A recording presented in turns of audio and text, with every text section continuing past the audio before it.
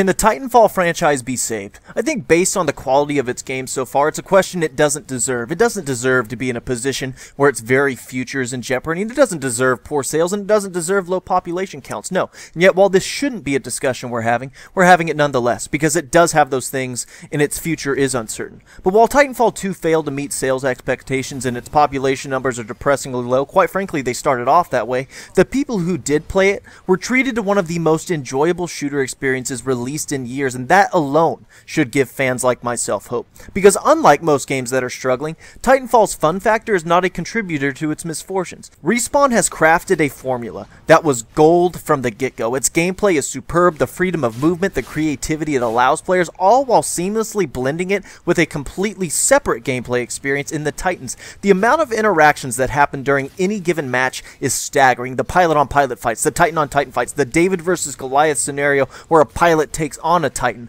all wrapped up in a unique map design formula that blends it all together. In the latest entry, Titanfall 2, these gameplay principles were expanded upon with a deeper progression system, deeper reward structure, and a surprisingly well-constructed campaign. Now, let's be clear.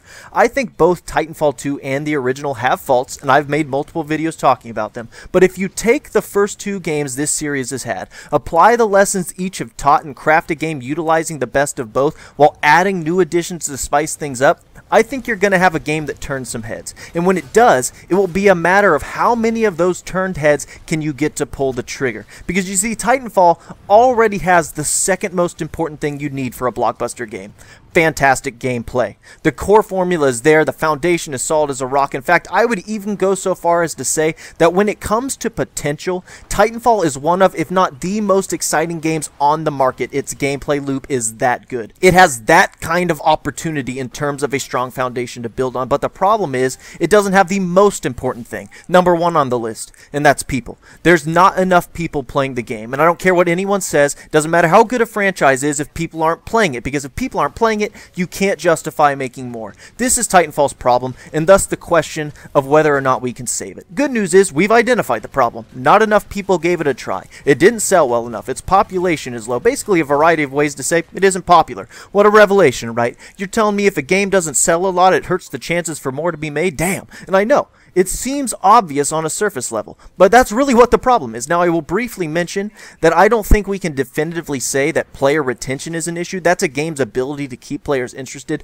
those who do give it a try, that is. Now, perhaps this is because the numbers started out low. I played on launch day for the Xbox One version. If I recall correctly, there were roughly 20,000 people online. That's pretty bad for a AAA launch, and I played the PC version within the launch window as well, and the numbers were even quite a bit lower than that. However, a silver lining. When I played the game today, and I've been playing semi-frequently for the last 7 months or so, it had over 10,000 players online, and that 20,000 number on launch was actually maintained for a considerable amount of time. Now, I've seen it fall below 10,000 recently. A few days ago, I logged on pretty late, and there was only about 2,000 people playing, but I've also seen it creep towards that 15 to 20,000 range periodically, and so again, while its low numbers from the get-go might make it hard to accurately determine, my opinion is that it's been able to keep players interested fairly well. I think better than the first, and that's a pretty good sign, because that hopefully means that if we can ever get the game to sell more, it will be able to keep those players and grow the community. And there's more to this that I'm going to address later on in this video, but for now I'm going to get back to the main point. To answer the question of whether or not this franchise can be saved, I believe the answer is yes, mainly because the major issues do not lie with the developer. Like I said, the gameplay isn't the problem, and that greatly simplifies the solution, because now Respawn, all they have to do is continue to build on the formula, fine-tune it, and continue to make kick-ass games, something I have confidence they'll do. Not to say it's completely out of their hands, they still have to deliver, and there are absolutely things they can do to help bring people in and grow the game, but we'll talk about those in a minute as well. Let's first address Titanfall's biggest problem, and its most obvious one, EA's decision to release the game when they did. I don't want to dwell on this for too long, because it kind of fits into that no shit category. Releasing Titanfall 2, a relatively new franchise, sandwiched in between juggernauts of the genre Call of Duty and EA's own Battlefield 1, that was pretty stupid. That's like opening up Uncle Jim Bob's coffee shop in between Starbucks and another Starbucks, the standalone store and the one in the Safeway next door. Who does that? Electronic Arts does, apparently. Hindsight is 20/20. You probably shouldn't have done that. And look, folks, I know what you're thinking. Holy shit, This guy's a genius. Only someone with supreme intellect could have made such an assessment. Who would have thought releasing a game in between the two biggest releases of the year would be bad for an up-and-coming franchise? But that's why Google pays me the big bucks. On a serious note, it's not just the damage of releasing Titanfall when they did, it's the opportunity they lost by not releasing it when it could have stood out more. Imagine if Titanfall had released in a time where it wasn't directly competing with those shooters, Titanfall 2 specifically. All of the people who were hyped about it would still get it, and you'd have far more people buy it just because it was new and to have something to play. Think about how many games you have bought on a whim, just because it was new, looked kind of cool, and you had nothing else to do. I've done that a lot. It's the reason I recently gave a game like Prey a try, because it looks good, nothing too big is coming out anytime soon, I'll give it a shot. I'm sure you've done that as well.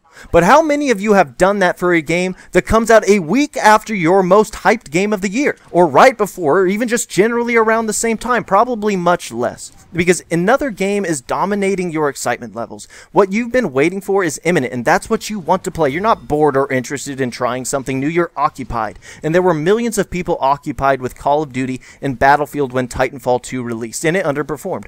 When you release the game in isolation, that's how you grow a new game. You don't throw it to the wolves, you need people to give it a try. That's how you get the most possible people to fall in love with it, and then you hook them. And they are interested in the next game, and eventually your game is big enough and established enough to release in those holiday time frames, because then it's the game people are excited about. Then it's the game other games try to distance themselves from because they don't want their sales damaged. That's what the next Titanfall needs to do. Release in a time where it has a chance and people are willing to give it a chance. That's the first step to saving this franchise. The next is to embrace its identity. When Titanfall 2 was revealed and its beta was shown off, it had esports-esque gamecasters, it was set up to mimic a tournament vibe, and the beta itself represented signs of an identity crisis, and I think it hurt the game. The changes in the beta were not received well. The game was slower, more sluggish, Titans felt more like kill streaks than integral design components, attrition, the bread and butter of the franchise, had seemingly been replaced by bounty hunt. Everything was off. The Titanfall community was very unhappy with it, myself included. It got bad press, and kudos to Respawn for responding to feedback and fixing a lot of the issues in the final game, but I think the damage was done, unfortunately.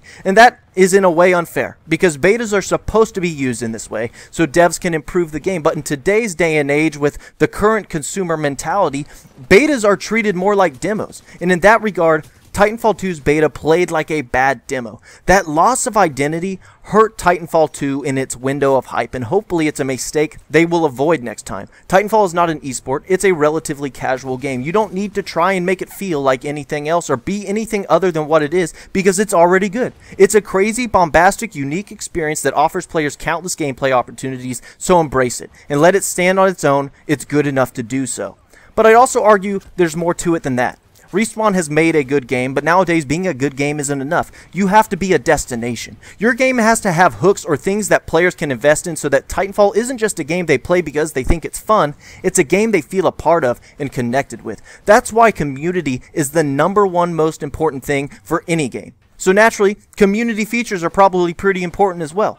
I think Titanfall 2 has certainly done some good things in this department. Customization has allowed for a lot more personalization, thus giving players a sense of identity, and the network system has the bones of a good community infrastructure, and it's been consistently updated as well, which goes a long way to making games feel organic and alive. But I think Respawn can do much more. Again, they're on the right track, and I even said earlier in this video, I'm not sure player retention is necessarily a problem, but that doesn't mean it's okay to ignore your community features. Expand your network system, make them feel more robust, maybe expand it into more of a clan system. Features like cinema modes and replays are great tools for fans, especially in a game like Titanfall where cool shit happens all the time. And then give players the ability to share these moments. Maybe combine this with your networking system so that clan members can share clips with each other, and so on. Make Titanfall a game people want to share, while making it easy for them to share it. This helps not only grow your game, but also make people feel connected to it and involved in a community. I find it baffling that some players resent this mentality. Features like that shouldn't matter, its player count doesn't matter at all. All that matters is if you enjoy the game or not.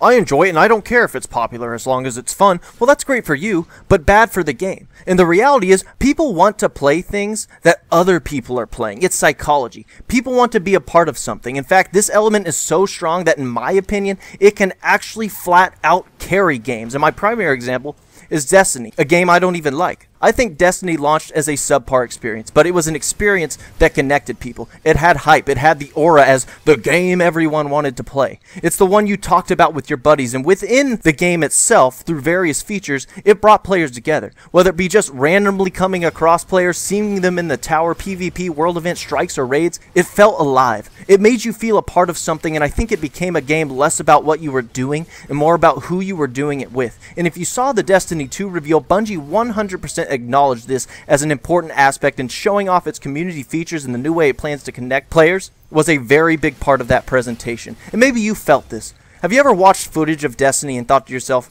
man, I really wish I liked that game. It sucks that I don't enjoy it. That applies to anything, really. Well, why would you feel bad about not liking something? Because you wish you could be a part of it. You wish you could be in there enjoying it with those players. Wish you could be involved and hyped about the stuff you see other people hyped about. Its community is alluring. That's what Titanfall needs. It needs to be that game that people want to be a part of. It needs to be something they feel invested in. And the way you do that is by, yes, making a good game, but also by making one that through its design, its features, its structure, it becomes more than that. A destination, a living game. And you do that with people. And to get people, you need to release in an optimal time frame, and it needs to have strong progression, investment, and social features. I think Titanfall, with its quality, could grow quickly if it could ever truly establish itself. I could see it swiftly becoming the game everyone wants to tell their buddy about and convince them to buy, and guess what? It then becomes the game kids want to buy. I've talked to kids, I've been a kid. Kids want what is popular. They want what people are talking about. Again, it's that desire for inclusion, and if Titanfall can do that, it'll be a snowball effect.